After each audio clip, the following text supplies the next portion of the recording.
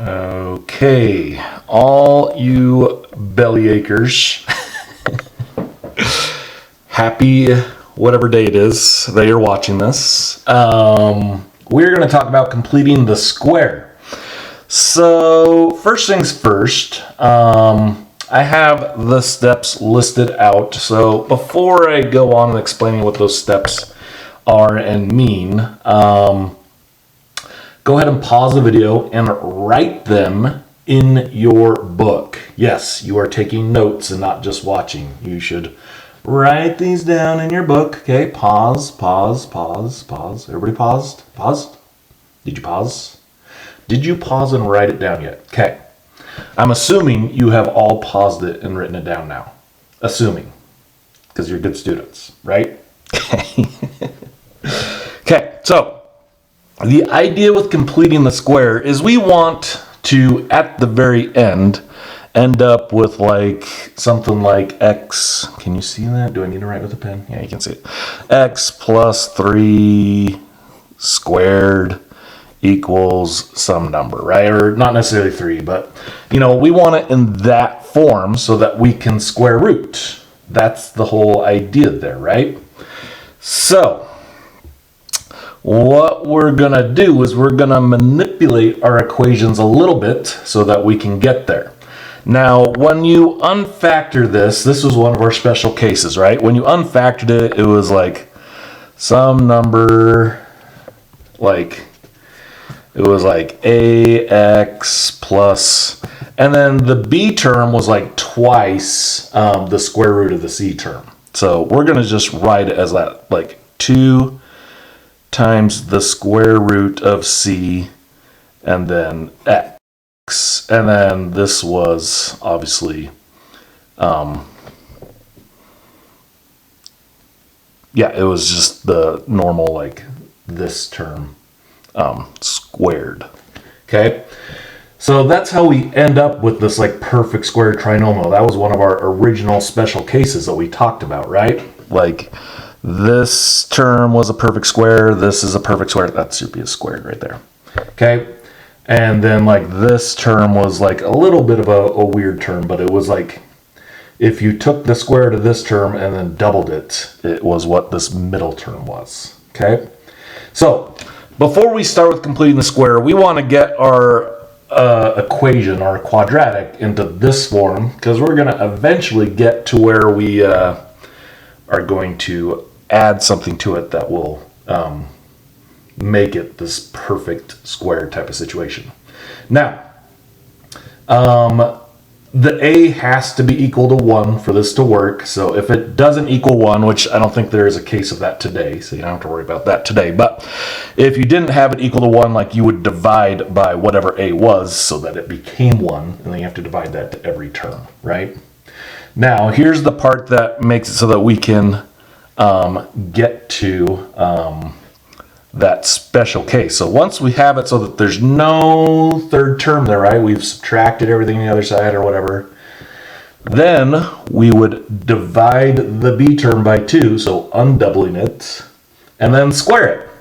And then add that to each side so that it remains equal, right? That would give me the c term where it was like a perfect square. And then I would have just some number on the other side. Okay? And then we can factor the left side into that perfect square that we want.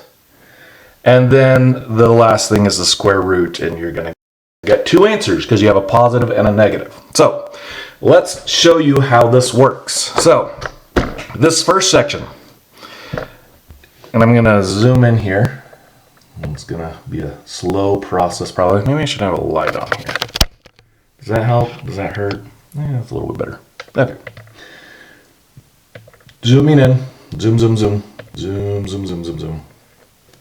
This document camera's at my house and it's a little bit slower. Okay, anyway.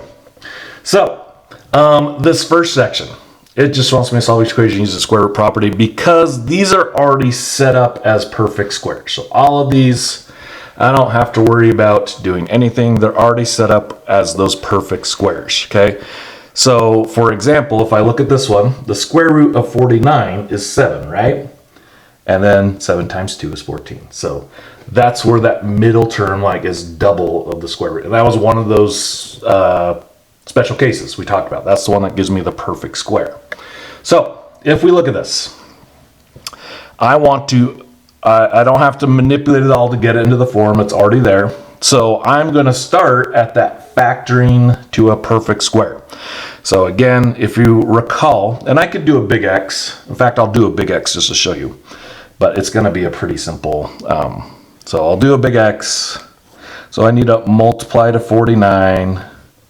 And then I need to add up to 14, which, surprise, surprise, is 7 and 7. Okay? So if I were to factor that, I'd write it as x squared plus 7x, and then plus 7x plus 49. Okay? So when I do my factor by grouping, I can pull out an x. It gives me x plus 7. And then I can pull out a 7, which gives me x plus 7, which means I have x plus 7 equals x plus 7, right?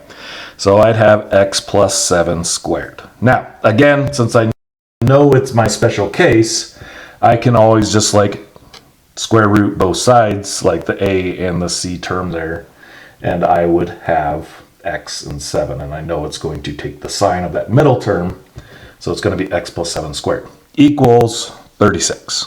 Okay, now that I have a perfect square on this side, and again, I could factor that back out and multiply it, and I'd end up back with what I got, right? But now that it's a perfect square, I can square root both sides. Okay? Now, because when you square root, there is a positive and negative possibility to get to 36, I'm going to set this equal to 2 different possible answers here, right? So x plus 7 could either equal 6, or x plus 7 could equal negative 6. And then when I solve those, I would just minus 7, right? Minus 7. And I'm going to get x equal to negative 1, and x is going to equal negative 13. And that would be my 2 wondrous, wonderful answers. And it is pretty awesome that like everything we've done this year is all part of this. Okay, let's try another one of these just to show us how it's done. So like let's look at number 4. So again, since I know like this is a perfect square, this is a perfect square, if I square root both of those, I would get x and I would get 9. And then I would take the sign on the middle one. And I'm just going to double check and make sure this is actually the perfect square setup. If I double 9, negative 9, do I get negative 18? Yes. Okay. So that gives me x minus 9 squared is going to equal 49. And then again, I would just square root both sides. Square root, square root. So x minus 9 could equal, square root of 49 is 7, right? So it could equal 7, or x minus 9 could equal negative 7. And then I would just add 9. These are tough problems. So x could equal 16, or x could equal positive dos. Okay. And that would be your 2 answers. Okay, let's look at the next section. So the next section is wanting me to find the value of c. So remember, this term needs to be like if you were to half this term and then square it. So again, it needs to be like b over 2 squared is what it needs to be, right? So I'm going to locate my b term, which on number 5 is 42, right? If I divide 42 by 2, I'm going to get 21, right? Now I'm still not done. To get that c term, I would then square it. So if I were to square 21, 21 squared is 441. So c needs to be 441 for this equation to work. Okay, let's try another one. Let's try number They're all like the same except for the one. I don't want to do that one though. Okay, well let's try number 9 actually, because that one's looks a little interesting. So again, it's 2, right? But I want to double it, right? So the first thing we're going to do is divide it by 2, which is 1. And then I would do 1 squared, which is 1. So C has to equal 1. That was a tough one. Okay, that section is going to be pretty quick. Again, you would just half the B term and then square it to get your C term. That's all you're doing. Okay, and then this last section and going to the next page, this is where we're actually doing some completing the squares. So these are not in the appropriate form, right? Like if I were to look at number 11, for example, if I were to half B, it would be 5, and 5 squared is not 14. So my first step, if we go back to our steps, is it needs to be in the ax squared plus bx equals c form. So I need to get rid of this last term. So my first step is I'm going to move this last term over to the other side. Okay? That gives me a squared plus 10, or 10a equals negative 14. Okay.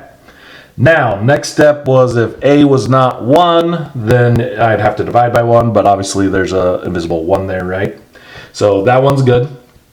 And then the next term was to do the b, half of b squared and add it to each side. So first thing I'm going to do is I'm going to look at the b term. It's 10, right?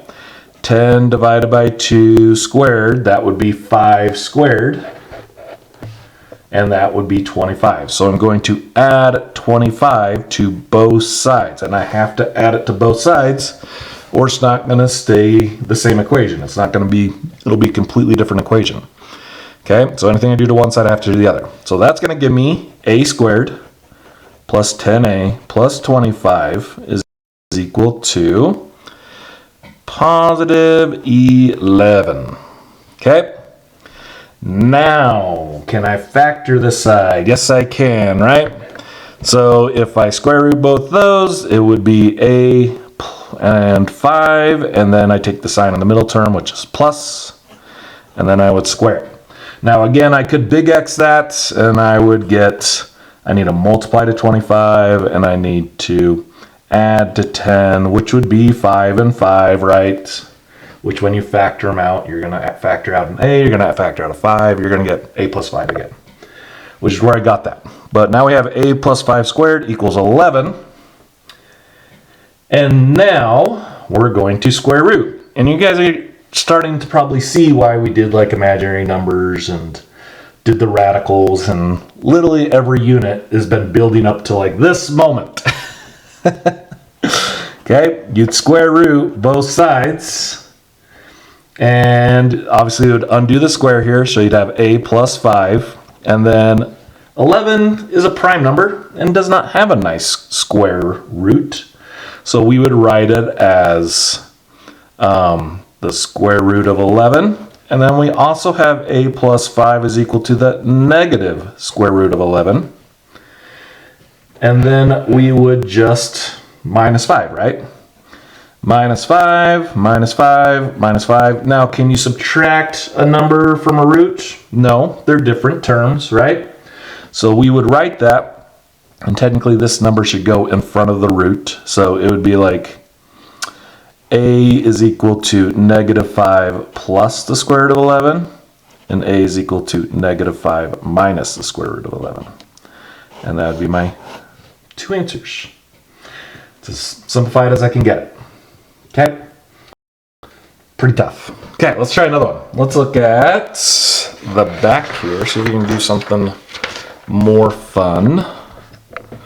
Let's try 17.